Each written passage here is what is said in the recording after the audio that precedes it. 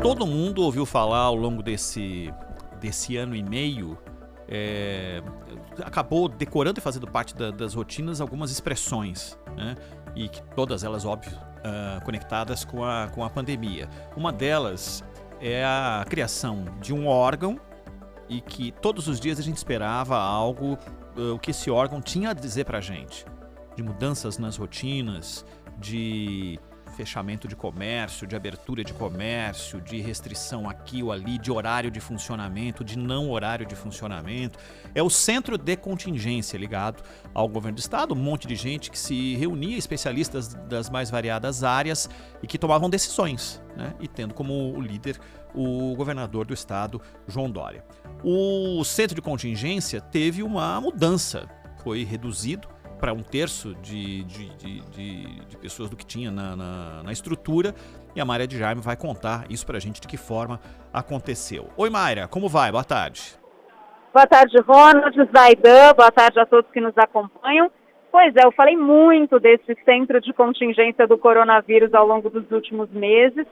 Ele vai continuar existindo, mas ele vai ser reduzido. O número de integrantes vai passar de 21 para 7, então uma redução aí, vai ficar só 1/3. É um grupo de médicos e especialistas que tem assessorado o governo paulista desde o início da pandemia, e segundo o governador João Dória, essa redução é porque a gente chegou num patamar alto já de vacinação, os indicadores da pandemia, número de casos, internações e óbitos estão caindo, então por isso ele não acha necessário ter um grupo tão grande de especialistas para fazer esse aconselhamento. A gente tem a palavra do governador João Dória sobre isso. O centro de contingência agora é um comitê, passa a ser a partir de agora. Nós tínhamos 21 integrantes, agora teremos 7. Não há mais necessidade de uma estrutura com um tamanho tão expressivo, mas há necessidade sim de cientistas e de um grupo que se materializa em 7 nomes. Nada muda, apenas uma estrutura menor, mais enxuta, mais adequada aos tempos onde temos uma redução de casos, de internações e, felizmente, de óbitos também. E olha, Ronald, a gente já apurou quais serão esses 7 integrantes.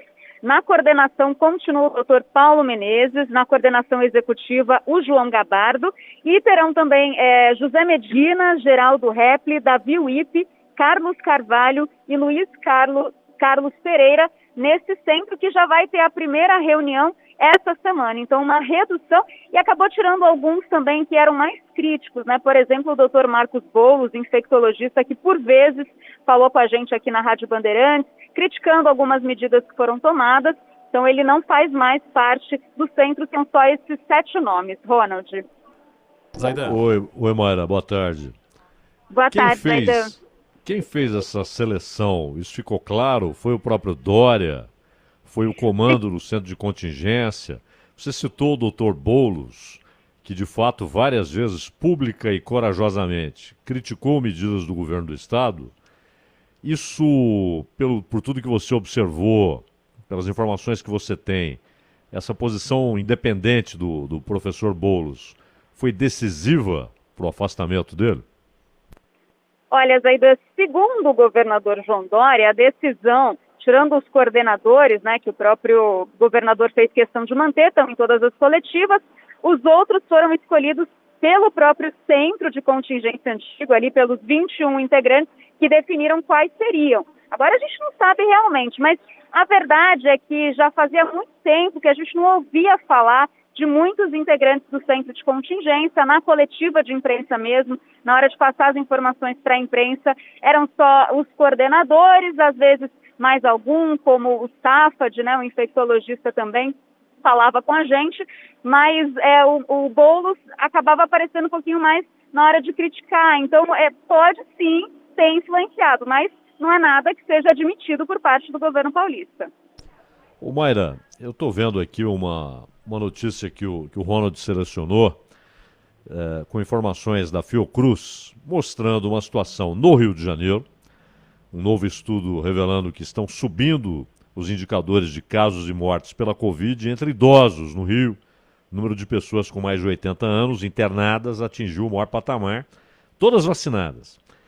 E, claro, não houvesse a vacina, os números seriam piores, né? Seriam maiores e piores, é óbvio. Mas a vacina não é... Eles tomaram as 2 doses e tal, mas isso, claro, não é, como sabemos, a garantia de que não aconteceria nada. E, segundo esse levantamento, em São Paulo há a mesma tendência. No entanto, quando procurado para falar a respeito, os caras do governo de São Paulo só falaram que há um decréscimo no número geral de casos, mas não fizeram referências a faixas etárias específicas. E hoje até eu estava ouvindo o secretário municipal de transporte e parece haver, assim, uma fala de pós-pandemia, né? Um certo triunfalismo.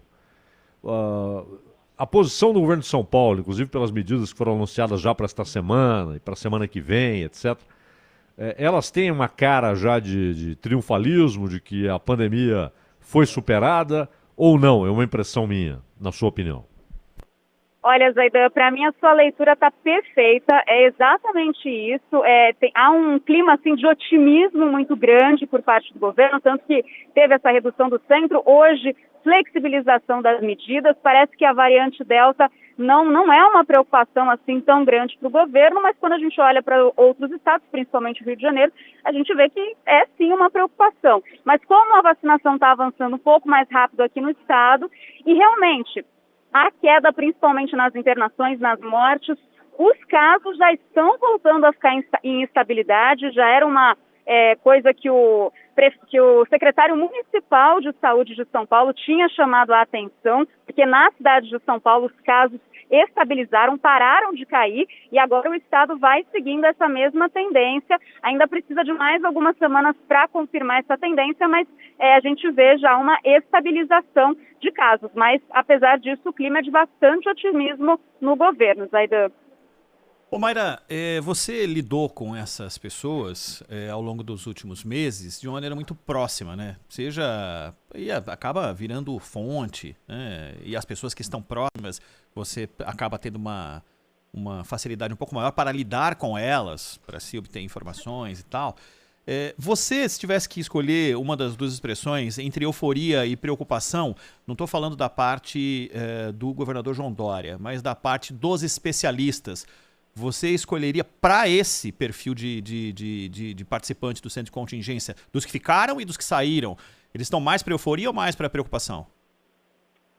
Ai, olha, Ronete, é difícil, porque eu converso assim bastante ali nas coletivas com o Dr. Paulo Menezes, Dr. João Gabardo. Gabardo também já deu inúmeras entrevistas para a gente, e a gente vê que eles têm sim uma cautela, mas muitas vezes a voz do centro de contingência não é ouvida. E existem alguns especialistas que eram um pouco mais incisivos, que falavam mais, por exemplo, o Dr. Marcos Boulos.